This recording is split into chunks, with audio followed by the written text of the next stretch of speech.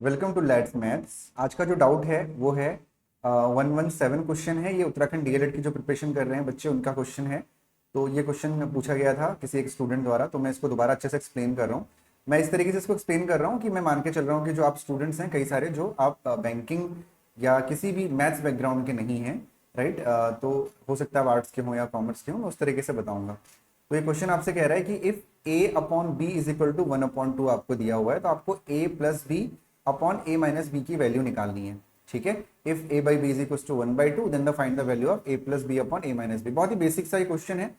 तो इसको किस तरीके से करना है ध्यान दीजिएगा। देखिए, कभी भी अगर आपके सामने अपॉन में कुछ चीज लिखी हुई है, इस तरीके से लिखी हुई है कि a अपॉन बी लिखा हुआ है 1/2, तो ध्यान रखिएगा अगर जो रेशियो होता है ना, अनुपात समानुपात आप लोगों ने पढ़ा होगा, अगर वहां पे मान लीजिए a रेशियो b दिया हुआ है 1/2, तो ये वाली बात और ये वाली जो चीज है सेम है।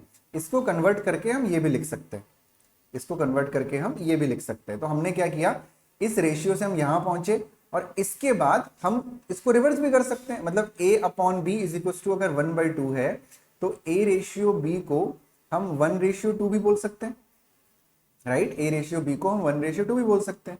और इसमें ऐसा होता है, अगर कोई नॉन मैथ्स बैकग्राउंड का है, अगर रेशियो में कोई चीज दी हुई है तो हम क्या करते हैं, हम जैसे a की वैल्यू अज्यूम कर लेते हैं कि 1x है और b की वैल्यू 2x है। जैसे a रेशियो b है ना, तो a रेशियो b में आपका 1/2 दिया हुआ है, तो आप ऐसे करोगे कि भाई a की जो वैल्यू है और b की कोई वैल्यू है, तो a की वैल्यू आप 1 इंटू एक्स एज्यूम कर लोगे और b की वैल्यू 2 इंटू एक्स एज्यूम कर लोगे। इसको मैं किसी और तरीके से भी समझाता हूं। मान लो आपको a रेशियो b 5/3 दिया हुआ है, तो a की आप वैल्यू मान लोगे 5 इंटू एक्स यानी 5x और b की मान लोगे 3x। ये आपको करना है, क्यों करना है आप उसमें मत जाइए, ये आपको करना है। ठीक है, तो इसमें आपको हो सकता है कंफ्यूजन हो रहा हो जिसने भी ये डाउट पूछा है। तो ये हो जाएगा आपका a is equal to 1 into X, B is equal to 2 into X. तो 1 इंटू एक्स में ना 1 लिखते नहीं है, तो a की वैल्यू x हो जाएगी और b की वैल्यू आपकी 2x हो जाएगी। अब आपसे पूछा क्या है कि आप a plus B upon a minus B की वैल्यू बताइए। तो बहुत सिंपल है, आप a की जगह पे a की वैल्यू रख दीजिए और b की जगह पे b की वैल्यू रख दीजिए। तो a की वैल्यू क्या हो जाएगी x और b की वैल्यू क्या हो जाएगी 2x। ठीक है, और a की वैल्यू क्या होगी फिर से x और b की वैल्यू क्या हो जाएगी माइनस का 2x। ठीक है, माइनस का क्या हो गया 2x हो गया। अब इसको सॉल्व करेंगे तो x और 2x को जब आप जोड़ते हैं तो ये 3x आता है।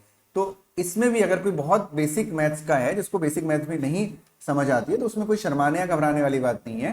तो x प्लस 2x 3x कैसे होता है, आप मान लीजिए कि 1 प्लस 2 कर रहे हो आप, क्योंकि वेरिएबल जो है जो x है वो सेम है, तो 1 प्लस 2 कितना होता है 3 और x अपनी जगह पर आ गया।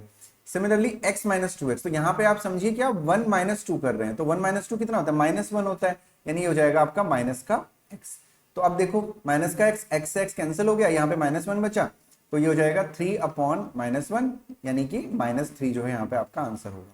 ठीक है, क्योंकि माइनस है ना, तो माइनस तो कहीं जाएगा नहीं, तो -3 आपका आंसर हो जाएगा। That is option number A. उम्मीद करता हूं जिसने भी डाउट पूछा है अब उसको क्लियर होगा। अगर तब भी कोई दिक्कत है तो let me know in the comment section. और आपको अगर दिक्कत हो रही है, अगर वीडियो से समझ में नहीं आ रहा है, तो आप मुझसे आप गूगल मीट के थ्रू भी जुड़ सकते हैं, और जिसके लिए आपको कमेंट सेक्शन में बताना होगा।